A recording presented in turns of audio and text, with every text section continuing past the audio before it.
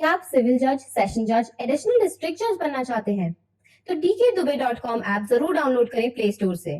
हमारी ऐप के store section में आपको मिलेंगे हिंदी, इंग्लिश, मिक्स लैंग्वेज के courses for all judiciary exams. In courses की बाकी डिटेल्स एंड ऑफर्स डिटेल में जानने के लिए अभी डाउनलोड करें हमारा ऐप, जिसका लिंक आपको डिस्क्रिप्शन में दिया गया है। Don't wait, download now. नमस्ते, सदा वत्सले मातृभूमि।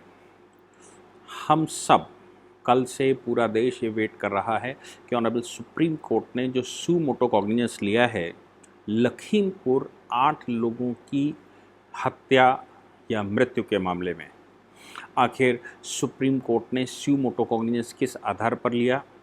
बहुत सारे लोगों ने प्रश्न चिन्ह इस पर लगाया था कि बंगाल की घटना पर, बंगाल में इतने लोग मारे गए, उन पर सुप्रीम कोर्ट ने सू मोटो कॉग्निजेंस क्यों नहीं लिया।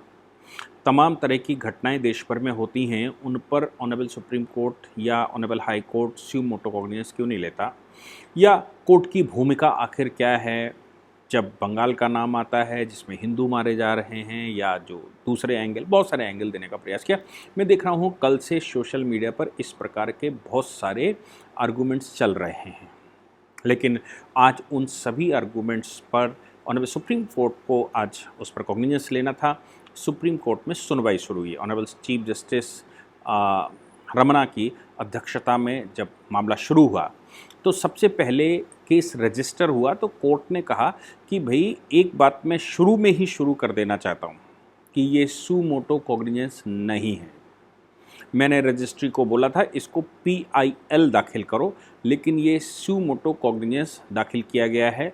सू मोटो एक्शन या सू मोटो SL केस लिया गया है, ऐसा मैटर नहीं। फिर भी उन्होंने कहा इट्स अ फाइन, जो भी हुआ वो ठीक हुआ, लेकिन सुनवाई तो PIL पर हुई थी। फिर उन्होंने ये कहना शुरू किया कि भाई 2 एडवोकेट्स उत्तर प्रदेश के, जिन्होंने एक लेटर पिटीशन डाली थी ऑनरेबल कोर्ट में, और ये कहा था कि CBI की टाइम बाउंड इन्वेस्टिगेशन शुरू की जाए।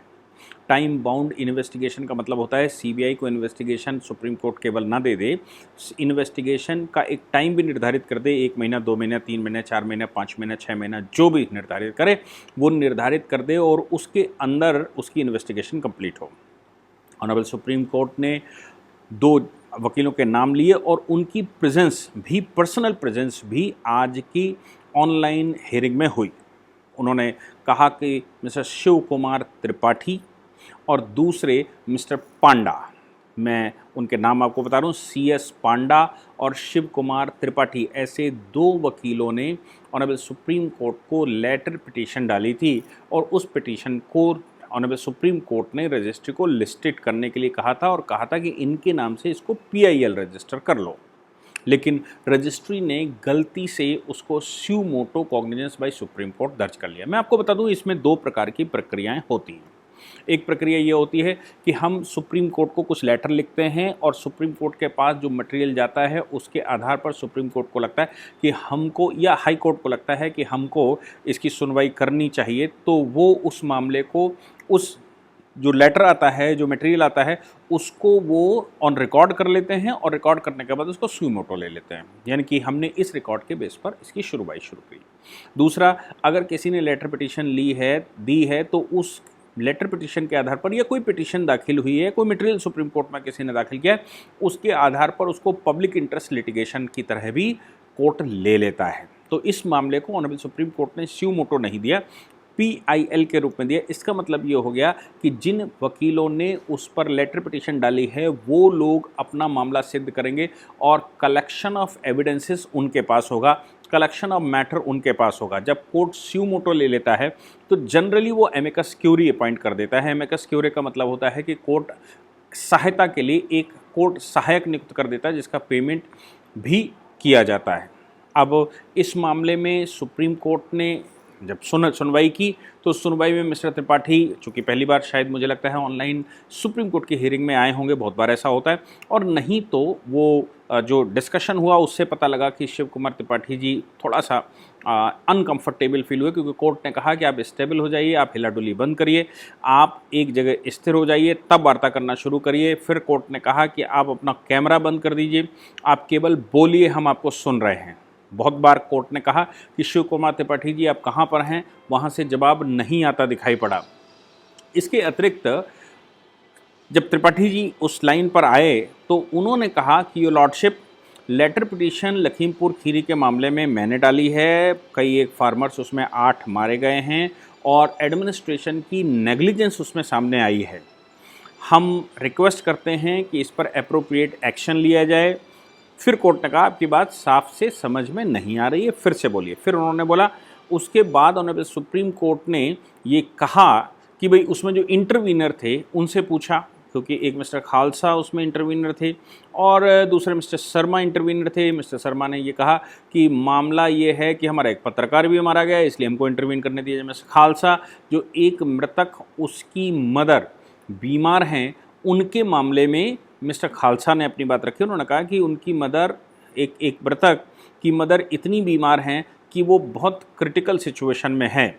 इस मामले में ही गरिमा प्रसाद, एडिशनल एडवोकेट जनरल भारत सरकार present, additional advocate general Uttar Pradesh सरकार प्रेजेंट हुई। उन्होंने कहा कि हमने इस पर इन्वेस्टिगेशन हो रहा है, इस पर एक इंक्वायरी कमीशन बना दिया गया है, तत्काल उस पर एक्शन हो रहा है, तत्काल उस पर काम चल रहा है। ऑनरेबल कोर्ट ने पूछा कि भाई हम क्या करें, पार्टी से पूछा कि भाई आप रिलीफ क्या मांग रहे हैं, तो बोले सीबीआई इन्वेस्टिगेशन रिलीफ कर दी जाए, सीबीआई इन्वेस्टिगेशन टाइम बाउंड कर दी जाए और परिवार को जो सरकार की वजह से मैल एडमिनिस्ट्रेशन हो रहा है उसको एडमिनिस्ट्रेशन को सही कर दिया है। मुझे नहीं लगता कि जिन वकीलों ने ये लिखा या जिन्होंने ये कहा वो बहुत मैच्योर स्थिति में थे कि वो कोर्ट के साथ आर्गू कर लेते, इसलिए वो एक ही बात पर अड़े रहे कि नहीं साहब इस पर इन्वेस्टिगेशन बिठा दिया जाए। सीनियर एडवोकेट गरिमा प्रसाद ने ऑनरेबल सुप्रीम कोर्ट में अपनी बात कहते कहा कि भाई ये अनफॉर्चुनेट है, 8 लोगों की मृत्यु हो गई है। हालांकि कोर्ट ने भी कहा कि ये अनफॉर्चुनेट है और चीफ जस्टिस ने कहा अनफॉर्चुनेट है, मैं भी समझता हूँ ये बहुत बहुत अनफॉर्चुनेट है।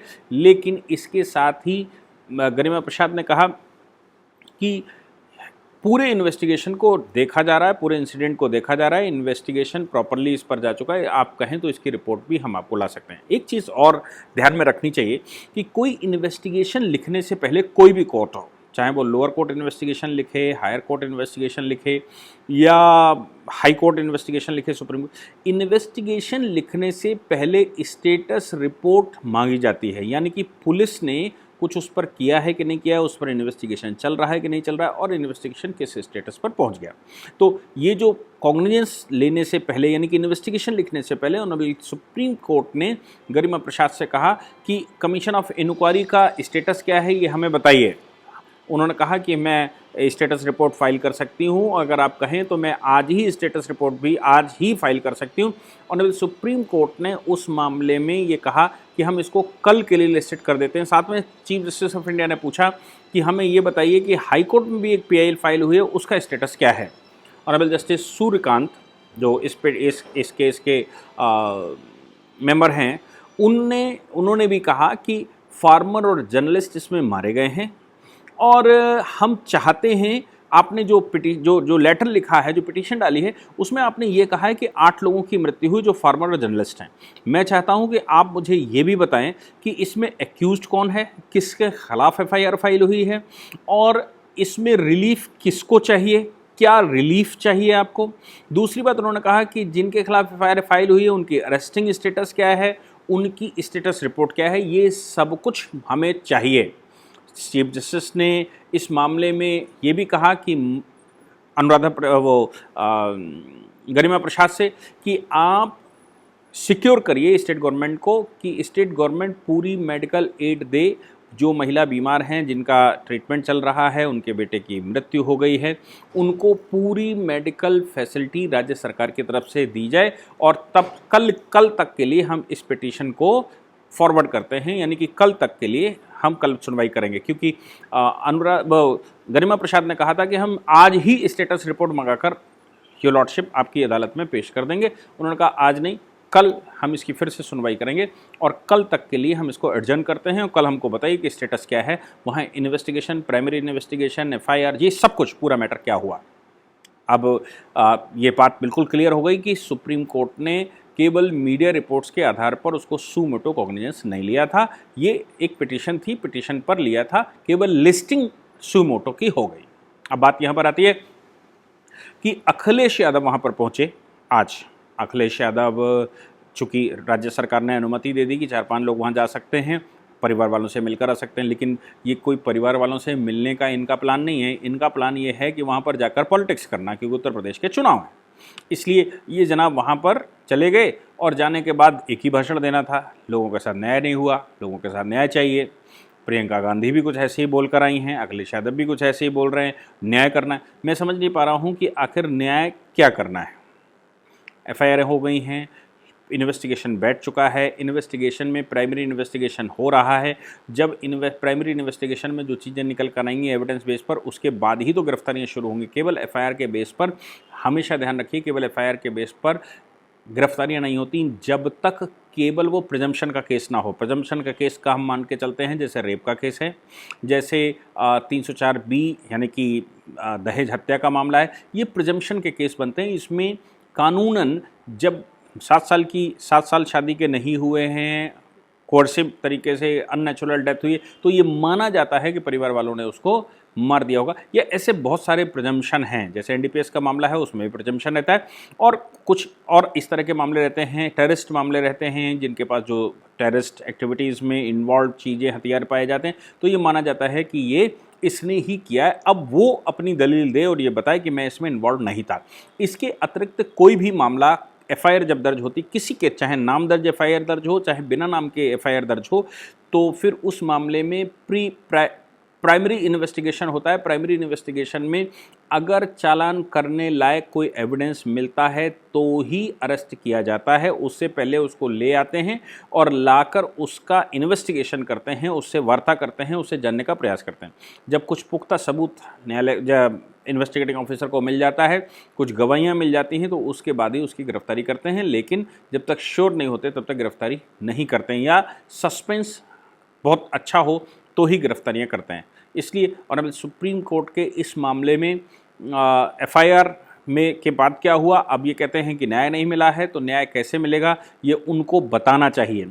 राज्य सरकार ने 45 लाख रुपए, परिवार के एक व्यक्ति को नौकरी, परिवार का पूरा खर्चा उठाना, परिवार को मेडिकल फैसिलिटी देना, और जो भी उनकी समस्याएं, उन समस्याओं को सॉल्व करने के लिए आगे आई है राज्य सरकार, और राज्य सरकार ने उनसे बैठकर बात की है। इसके अतिरिक्त जो उनकी डिमांड थी, इंक्वायरी कमीशन हाईकोर्ट के जज की अध्यक्षता में होनी चाहिए, तो एक रिटायर्ड हाईकोर्ट के जज प्रदीप कुमार, उनकी अध्यक्षता में वहाँ इन्वेस्टिगेशन शुरू हो गया है, यानी कि एक इंक्वायरी कमीशन बिठा दिया गया है। अब इसके अतिरिक्त भी अखिलेश यादव क्या कर सकते हैं, ये उनको सजेस्ट करना चाहिए, और इससे ज़्यादा अगर उनको न्याय करना है तो मुझे लगता है 2-4 करोड़ रुपया उनको अपनी जेब से देकर आना चाहिए, या प्रियंका गांधी को देकर आना चाहिए, या जो भी जिसको लगता है वो इस पर कुछ एक्शन ले। मुझे लगता है कि राज्य सरकार ने अच्छे से उस पर एक्शन लिया है, राज्य सरकार उसको सही से हैंडल कर रही है, और ऑनरेबल सुप्रीम कोर्ट ने भी इस पर स्यू मोटो कॉग्निजेंस न लेकर एक PIL पर कॉग्निजेंस लिया है, और PIL की लिस्टिंग स्यू मोटो हो गई है। बस इतना सा एक गड़बड़ी बीच में हो गई। आपने मुझे सुना, बहुत बहुत धन्यवाद। जय हिंद, जय भारत, वंदे